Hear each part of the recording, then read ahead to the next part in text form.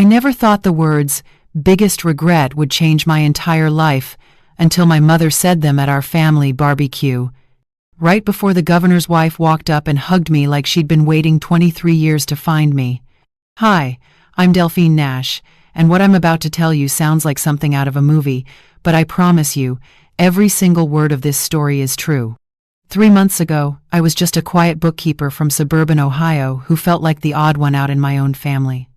I had no idea that a single overheard conversation at our 4th of July barbecue would reveal a secret that would turn my entire world upside down. It's a sweltering July afternoon, and I'm standing in our backyard wearing a simple blue sundress while my entire family is decked out in matching Cleveland Browns jerseys. The smell of grilled burgers fills the air, kids are running around with sparklers, and everyone seems perfectly at home except for me. I've always been the quiet one, the bookish one, the one who doesn't quite fit the mold of our loud, sports-obsessed family. My adoptive mother, Cordelia Nash, is holding court near the picnic table, her perfectly styled blonde hair not moving an inch despite the humidity. She's a successful real estate agent who commands attention wherever she goes. My dad, Brock, is manning the grill with his usual good-natured smile, trying to keep everyone happy and fed. He's a mechanic with hands permanently stained with motor oil and a heart bigger than our entire house. Then there's my older brother Jasper, 25 and everything my parents ever wanted in a son. He's got that easy confidence that comes from being the golden child, and he's regaling a group of neighbors with stories from his latest sales achievements. My younger sister Temperance, 19 and pre-med, is discussing her upcoming semester with our Aunt Valencia, both of them animated and passionate about her future in medicine. And then there's me, 23 years old, with striking green eyes that don't match anyone else's warm brown ones, standing on the sidelines of my own family's celebration. I've always felt this underlying tension, especially from my mother. It's not that she's cruel, but there's always been this distance, this sense that I'm being tolerated rather than truly loved. But today, that feeling was about to become devastatingly clear. Today, I was going to discover exactly what my mother really thought of me, and it was going to hurt more than I ever imagined possible. But here's the thing about rock bottom: sometimes it's exactly where you need to be to discover who you really are. What I didn't know was that among the unexpected guests at our barbecue that day would be someone who had been searching for me my entire life. Someone whose own heart had been broken 23 years ago when she had to make an impossible choice. Someone who would recognize me instantly, not because of how I looked, but because of a tiny detail that proved I was exactly who she'd been praying to find. So stick with me, because this story is about to get wild. It's about family secrets, political power, and the moment when everything you thought you knew about yourself gets turned completely upside down. Trust me, you're not going to want to miss what happens next. Let me paint you a picture of what my life was like before everything changed. The Nash family of Oakwood, Ohio, looked perfect from the outside. We had the suburban house with the white picket fence, the annual barbecues, the family photos on every wall. But if you looked closely, you'd notice something was off in those pictures. While everyone else shared the same warm brown eyes and easy smiles, I stood out like a puzzle piece from a different box. My adoptive mother, Cordelia Nash, is the kind of woman who commands attention when she walks into a room. At 51, she's built a successful real estate empire in our small town, and she wears that success like armor. Her blonde hair is always perfectly styled, her makeup flawless, and her sharp business suits make her look like she could negotiate peace treaties instead of just house sales. But here's the thing about my mom: she's never been warm. Not with me, anyway. I've watched her with my siblings, seen how her face lights up when Jasper calls with news about his latest promotion at the insurance company, or how she beams with pride when Temperance talks about her pre-med classes. With them, she's animated, engaged, genuinely interested. With me, she's polite but distant, like I'm a house guest who's overstayed their welcome. My dad, Brock, is completely different. He's this gentle giant of a man with calloused hands and oil permanently under his fingernails. At 53, he still fixes cars like it's an art form, and he treats everyone, customers, family, strangers, with the same kind, patient demeanor. He's the one who taught me to change a tire, who helped with my math homework, who never made me feel different. But even Dad can't quite bridge the gap that my mother has created. Jasper, my older brother, is 25, and everything my parents dreamed of in a firstborn. He's got that natural charisma that makes people want to be around him, and he's been successful at everything he's ever tried. Sales came naturally to him, just like sports did in high school, just like charming girls did in college. We get along fine, but there's always been this understanding that he's the real son, the one who carries the family legacy. And then there's Temperance, my 19-year-old sister, who's basically a younger, more ambitious version of our mother. She's pre-med at Ohio State, gets straight A's, and has this laser focus on becoming a surgeon. She's got Mom's sharp intelligence and Dad's kind heart, and she's never had to question her place in this family because it's always been secure. The thing is, I knew I was adopted. That was never hidden from me. When I was little, my parents explained it in simple terms. They couldn't have children, they wanted a family, and they chose me. It was supposed to be this beautiful story about being specially selected, about being wanted, and maybe that's how it started. But somewhere along the way, that narrative changed, at least for my mother. I started noticing the difference when I was in middle school, the way conversations would pause when I entered a room. The way my mother would introduce me to her friends with this slight hesitation, like she was apologizing for my existence. How family achievements were celebrated differently. Jasper's promotion warranted a dinner out, Temperance's dean's list made it onto the refrigerator, but my college graduation barely got acknowledged. I thought I was imagining it for the longest time. I told myself I was being too sensitive, too paranoid. After all, they fed me, clothed me, paid for my education. They never abused me or neglected me in any obvious way. But love? Real, unconditional love? That felt like something reserved for their biological children. By the time I turned 23 and moved back home after college to save money while working as a bookkeeper for a local firm, the dynamic was crystal clear. I was the adopted daughter who had served her purpose by giving them experience as parents, but now that they had their real children, I was essentially surplus. The annual 4th of July barbecue had always been a big deal in our family. It was our chance to show off for the neighbors, to prove that the Nashes were the kind of family everyone wanted to be part of. I usually spent these events helping in the kitchen, setting up chairs, doing the behind-the-scenes work that kept everything running smoothly while my siblings got to be the stars of the show. But this year felt different. This year, the weight of not belonging felt heavier than ever, and I was about to discover that my instincts were more accurate than I'd ever wanted them to be. The morning of the barbecue started like any other. I woke up early to help with preparations while my siblings slept in. Mom was already in the kitchen, aggressively chopping vegetables with the kind of precision that suggested she was working through some frustration. The counter was covered with potato salad ingredients, and she was muttering under her breath about having too many people coming and not enough seating. "Good morning, Mom," I said quietly, reaching for an apron. "What can I help with?" She glanced up briefly, her eyes scanning me with that familiar look of mild disappointment. "You could start by changing into something more appropriate. This isn't a book club meeting, Delphine." I looked down at my simple blue sundress and sandals.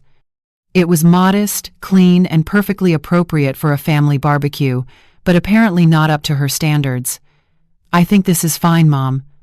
It's just family and neighbors." "It's not just anyone today," she said, her voice carrying that edge that meant I was already on thin ice. "Your father mentioned that Governor Caldwell might stop by to thank him for that roadside assistance last week. The last thing we need is for you to look like you just rolled out of bed." The sting of her words hit immediately. Jasper could show up in yesterday's clothes and be called charming, but I needed to meet some impossible standard just to be acceptable. I swallowed the hurt and nodded. "I'll change after I help with the food prep." For the next 3 hours I threw myself into preparations. I made my grandmother's famous coleslaw, set up the folding tables, arranged the decorations, and helped Dad with the grill setup. Every time I tried to engage with Mom, she found something to criticize: the way I cut the tomatoes, how I arranged the napkins, the fact that I forgot to put ice in the cooler until she reminded me. By the time guests started arriving, I felt emotionally drained. I changed into a nicer sundress, still modest, but apparently more appropriate, and tried to shake off the morning's tension. Maybe once the party got going, things would improve. The backyard filled up quickly. Our neighbors, the Hendersons and the Kellys, arrived with their kids and side dishes. Dad's brother, Uncle Mike, came with his wife and teenage sons. Mom's sister Valencia showed up fashionably late with a store-bought pie that she tried to pass off as homemade. The usual cast of characters, all playing their usual roles. I was carrying a fresh pitcher of lemonade to the beverage station when I heard my name mentioned. Valencia and Mom were standing near the kitchen window, their voices low but not quite low enough. I froze behind a cluster of lawn chairs, hidden but close enough to hear every word. "You know, Del," Valencia was saying, using Mom's childhood nickname, "I have to admit, when you first told us about the adoption, I thought it was such a beautiful thing, but now that she's grown." She paused, and I could practically hear her choosing her words carefully. "What about now that she's grown?" Mom asked, though her tone suggested she knew exactly where this conversation was heading. "Well, she's so different from Jasper and Temperance. I mean, personality-wise, she just doesn't fit with the rest of your family. That adoption agency really didn't prepare you for how different she'd be from your other kids." My stomach dropped. I gripped the lemonade pitcher so hard my knuckles went white. Mom's response came without hesitation, like she'd been waiting years to say it out loud. "Different? Valencia, she's been our biggest regret. I love her because that's what you're supposed to do, but if I'm being completely honest, taking her in was the worst decision we ever made. She doesn't fit, never has. She's too quiet, too serious too. I don't know, just too different from what we wanted in a daughter." The words hit me like a physical blow. I actually stumbled backward, nearly dropping the pitcher. 23 years of feeling like I didn't belong, and now I knew why. It wasn't in my head. It wasn't me being too sensitive. My own mother genuinely regretted adopting me. "But Del," Valencia said, her voice gentler now, "you can't really mean that. She's a good kid. She helps with everything. She's responsible." "Responsible, yes. But she's not family. Not really. She's like having a permanent house guest who's well-behaved but doesn't belong. Jasper and Temperance are ours, you know. They have our genes, our spirit, our drive. Delphine is just there. And after 23 years, I'm tired of pretending it doesn't bother me. I don't remember how I made it back to the house without anyone seeing me. All I know is that I found myself in the downstairs bathroom, staring at my reflection in the mirror, trying to process what I'd just heard. My green eyes, the eyes that had never matched anyone else's in family photos, stared back at me, now filled with tears I was desperately trying not to shed. The worst part wasn't just hearing the words. It was the relief in my mother's voice when she said them, like she'd been carrying this burden for years and was finally free to speak the truth. I was her biggest regret. Not a mistake, not an unfortunate circumstance, but an active regret, something she wished she could undo. I splashed cold water on my face and tried to pull myself together. There were still hours left of this barbecue, and I couldn't fall apart in front of everyone. But as I walked back outside, everything looked different. Every smile felt fake, every laugh seemed to mock me, and every family photo on every wall seemed to scream the same message: "You don't belong here." What I didn't know was that in just a few hours, someone would arrive who would change everything. Someone who had spent 23 years carrying their own regret, not about having me, but about having to let me go. I spent the next hour, moving through the barbecue like a ghost, helping where needed but feeling completely disconnected from everything around me. Every laugh felt too loud, every conversation seemed to exclude me, and I couldn't stop replaying my mother's words in my head. Our biggest regret. The phrase kept echoing, making it hard to breathe normally. I tried to act natural, but the cracks were showing. When Mrs. Henderson asked about my job, I stumbled through the answer like I'd forgotten my own profession. When Dad asked me to help him flip burgers, I nearly dropped the spatula twice. And when Jasper casually threw his arm around my shoulders during a group photo, I flinched so hard that he actually stepped back. "You okay, Dell?" he asked, using the family nickname that suddenly felt like a mockery. "You seem off today." This was my chance. I could tell him what I'd overheard, could finally voice the pain that had been building for years. Instead, I forced a smile and nodded. Just tired from all the prep work. But Jasper wasn't buying it. He studied my face with that older brother intuition that he'd always been good at. "Is this about Mom being extra critical this morning? You know how she gets when she's stressed about hosting." "It's not about this morning," I said quietly, then made a decision that I immediately regretted. "Jasper, do you think Mom actually wanted me? When they adopted me, I mean." His expression shifted, and for a moment, I saw something that looked like pity cross his face. "Dell, that's a weird question. Of course she wanted you. Your family. But do you think she regrets it? Sometimes I feel like I'm more of a burden than a daughter." Jasper looked around to make sure no one was listening, then leaned closer. "Look, I'm going to be honest with you, because you're my sister and you deserve honesty. Mom's been saying that for years. I thought you knew." The blood drained from my face. "Saying what for years?" "That adopting you was a big mistake. She doesn't say it to be cruel, but yeah, she's mentioned it to Dad multiple times. Usually when you do something that annoys her, or when people comment on how different you are from the rest of us." He paused, seeming to realize how devastating his words were. "But Dell, that's just Mom being Mom. She says stuff when she's frustrated. It doesn't mean she doesn't love you. Except it did mean exactly that. Or at least, it meant her love came with conditions, with reservations, with the constant weight of regret." I excused myself and walked toward the back corner of the yard, near Dad's tool shed, where I could have a moment to process this confirmation of my worst fears. Not only had I heard correctly, but this wasn't some momentary frustration. This was how my mother had felt for years, and apparently everyone in my family knew except me. I was seriously considering leaving the barbecue early, maybe claiming a headache or sudden illness, when I heard the rumble of multiple vehicles pulling into our driveway.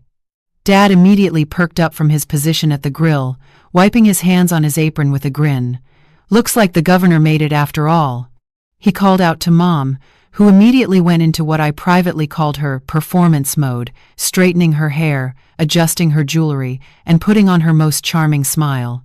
I watched as 3 black SUVs parked in front of our house, and several serious-looking people in suits emerged first. Secret Service, I realized. Then came a tall, distinguished man in his late 50s, who I recognized from campaign posters as Governor Harrison Caldwell, followed by a woman who must be his wife. The backyard fell silent as our neighbors and family members processed the fact that the governor of Ohio was walking into our barbecue. Dad hurried over to greet them, his genuine excitement evident as he shook the governor's hand.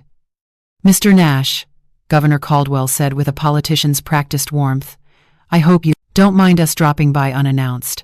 I wanted to personally thank you again for your help last week." "Not at all, Governor. This is incredible. Please make yourselves at home. Can I get you something to eat?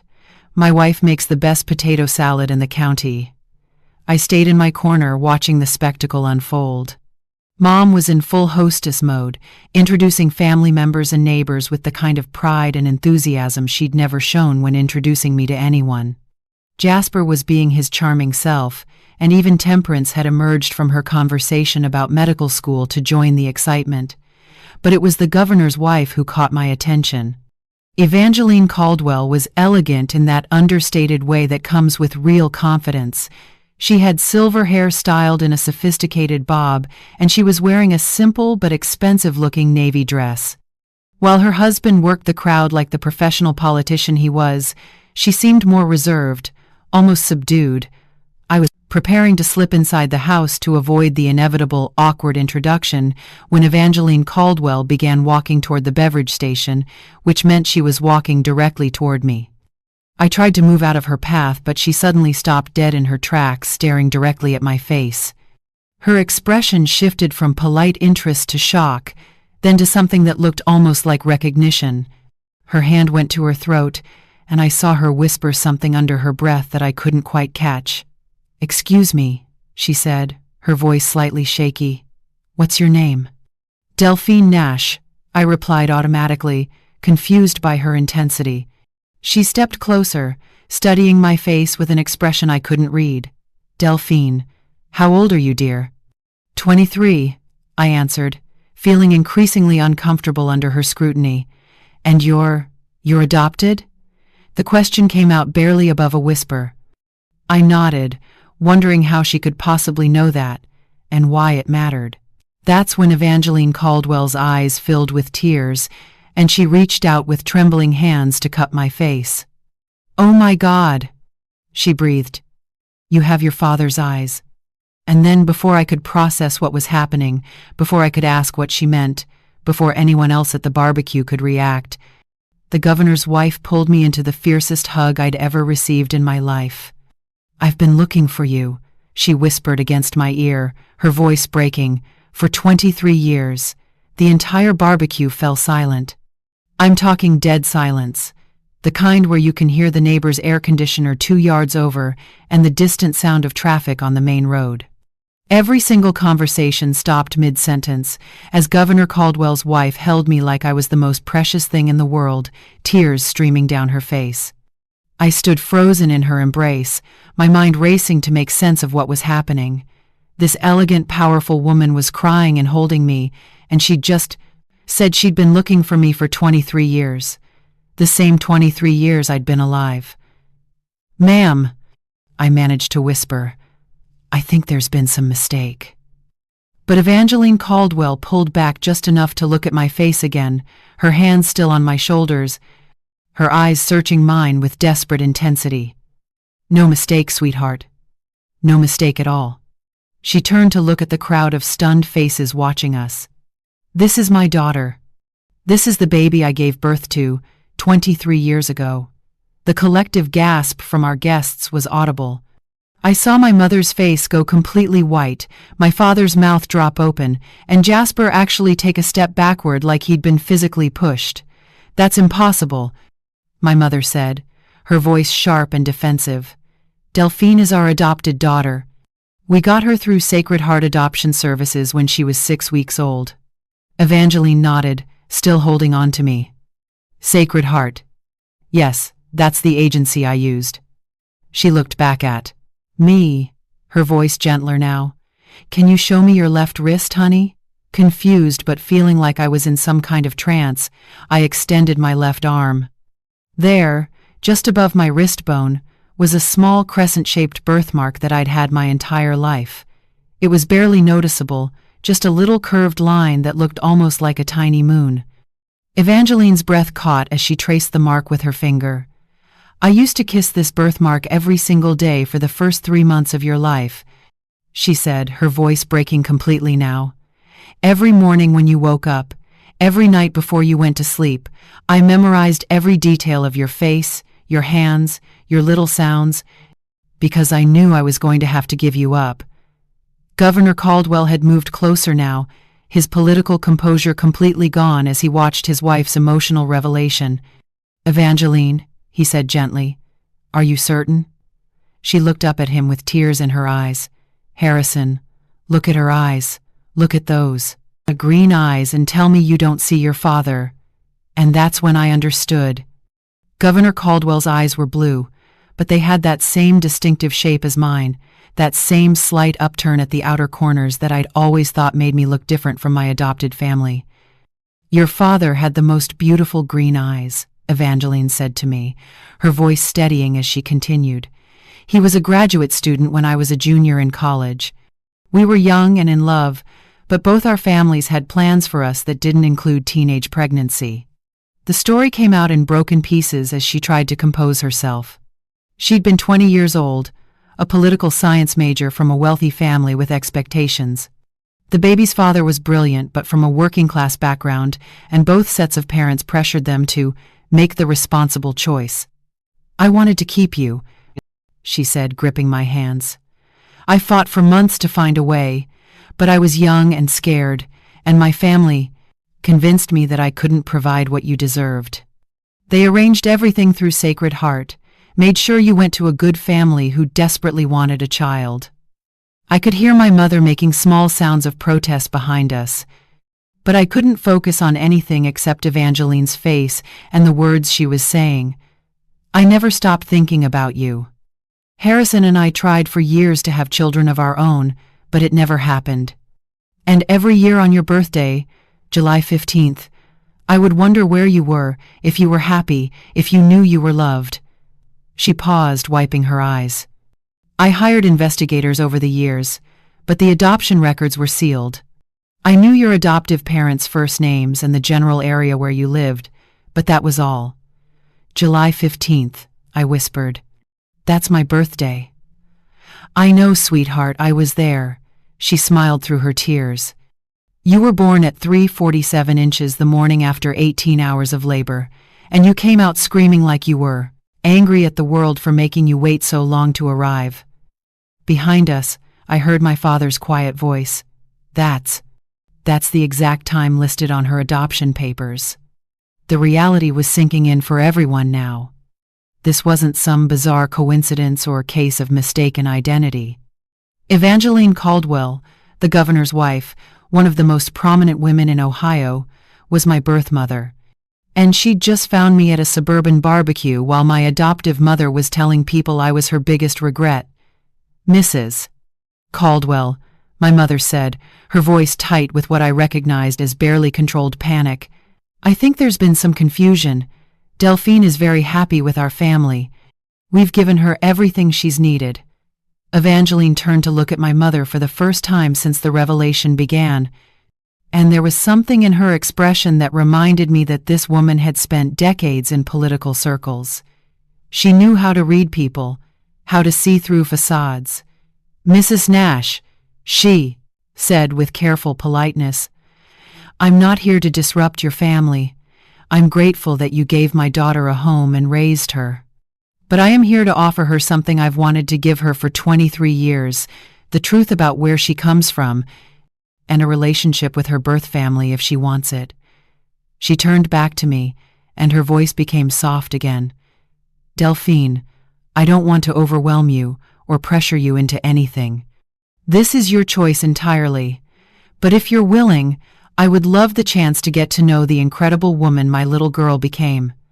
Standing there in my backyard, surrounded by my adopted family who had just been publicly revealed as people who considered me their biggest regret, being offered a relationship with a birth mother who had never stopped loving me, I felt like my entire world had shifted on its axis. For the first time in my life, someone was choosing me not out of obligation or guilt, but out of genuine love and desire. Someone was looking at me like I was a gift instead of a burden. "I'd like that," I said quietly, and meant it completely. The rest of that barbecue passed in a surreal blur. Governor Caldwell's security detail maintained their professional composure while their boss's wife sat at our picnic table, holding my hand and asking me about my life with the hunger of someone who'd been starving for information for 23 years.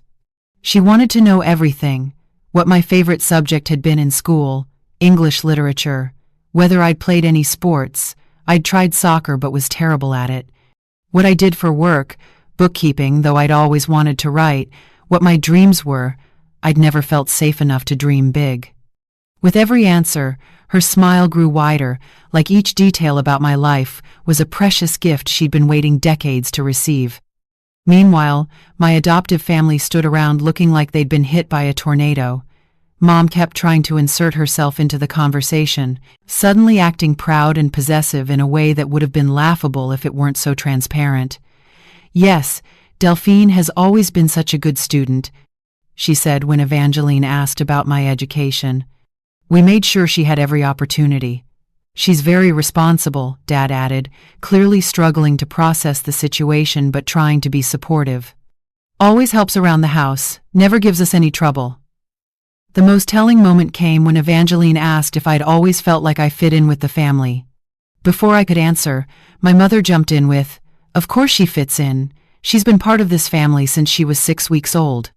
We've never treated her any differently than our biological children." The lie hung in the air like a bad smell. After what I'd overheard just hours earlier, after years of feeling like an outsider in my own home, the assertion was so blatantly false that I actually laughed, a short, bitter sound that surprised everyone. "Actually, I," said, finding my voice for the first time since this whole revelation began, "I've never felt like I fit in here. And apparently, there's a good reason for that." My mother's face went red. "Delphine, this isn't the time or place for..." "For what, Mom? For honesty?" I turned to face her fully, feeling braver than I had in years. "Should I tell Mrs. Caldwell about how you've spent 23 years regretting the decision to adopt me? Should I mention that you called me your biggest regret just a few hours ago?" The silence that followed was deafening. Jasper's face went pale as he realized what I'd overheard. Temperance looked genuinely shocked, like she'd never suspected the depth of Mom's feelings. Dad just looked broken. Evangeline's grip on my hand tightened. "What did you say?"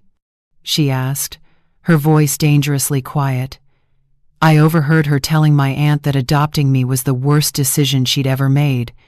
I said, surprised by how steady my voice sounded, that I was their biggest regret.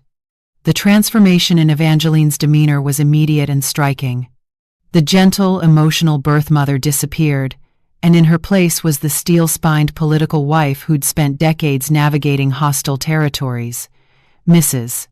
Nash," she said, standing up and fixing my mother with a stare that could have frozen fire, "let me make something very clear. The daughter you consider a regret? She's the child I've mourned for 23 years. She's the baby I held for 3 months while fighting every instinct I had as a mother because I thought I was doing what was best for her. And she's the young woman who, in the space of one conversation, has shown more grace, intelligence, and strength than most people display in a lifetime." My mother tried to backtrack. "Mrs. Caldwell, I think there's been a misunderstanding.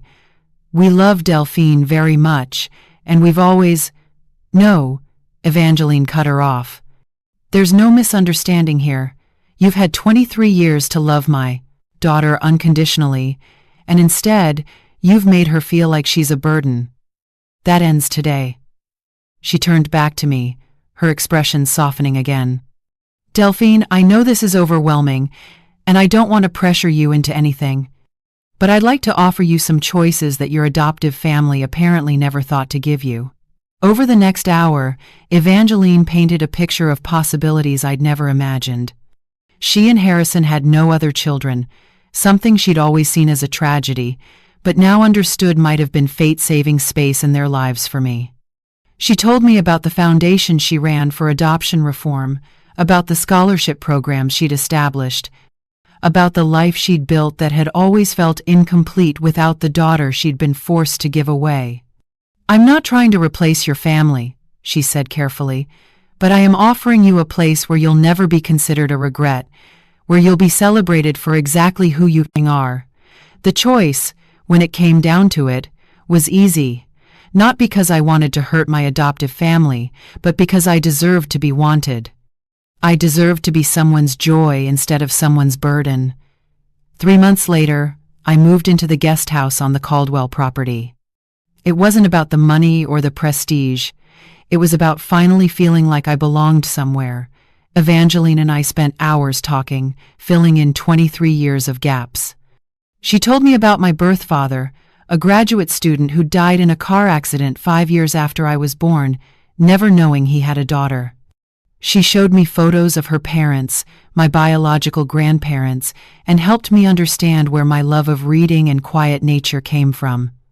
Harrison welcomed me with the warm acceptance of a man who'd watched his wife carry grief for over 2 decades and was grateful to finally see it transformed into joy. He never tried to be my father, but he became a friend and mentor who genuinely cared about my thoughts and opinions. The relationship with my adoptive family evolved slowly. Dad came around first, visiting regularly and seeming genuinely happy that I'd found where I came from. Temperance surprised me by being supportive, admitting that she'd always known something was off in how Mom treated me. Jasper struggled more, I think because he felt guilty for knowing about Mom's feelings and never defending me. As for Mom, she went through stages: anger, denial, attempts at manipulation, and finally, a grudging acceptance that her secret was out. We have a civil relationship now, but it's based on mutual respect rather than the unconditional love that should exist between a mother and daughter. The most important lesson I learned from all of this is that family isn't just about the people who raise you, it's about the people who choose to love you without conditions. Sometimes that's the family you're born into, sometimes it's the family that adopts you, and sometimes it's the family you find later in life. I'm not angry about the 23 years of feeling like I didn't belong. Those years taught me resilience, independence, and the ability to recognize genuine love when it finally appeared. They made me appreciate what I have with Evangeline and Harrison in a way I might not have if I'd grown up secure and loved from the beginning. Today, I work for Evangeline's foundation, helping other adoptees navigate the complex emotions of identity and belonging. I've written 3 articles about adoption experiences that have been published in national magazines. And every morning when I wake up, I'm reminded that I'm not anyone's regret. I'm someone's answered prayer, someone's joy, someone's chosen daughter. The crescent-shaped birthmark on my wrist, the one Evangeline kissed every day for the first 3 months of my life, has become my favorite thing about my appearance. It's proof that I was loved from the very beginning, even when circumstances made that love impossible to sustain. Sometimes the family that's supposed to love you unconditionally doesn't, but that doesn't define your worth. And sometimes, when you least expect it, the people who've been loving you from a distance finally find their way back to you. If you're someone who's ever felt like you don't belong where you are, remember this: your value isn't determined by the people who can't see it. Somewhere out there are people who will look at you and see exactly what they've been missing. Don't give up before they find you, or before you find them. That's my story. The day my mother called me her biggest regret became the day I discovered I was someone else's greatest love, and that made all the difference in the world.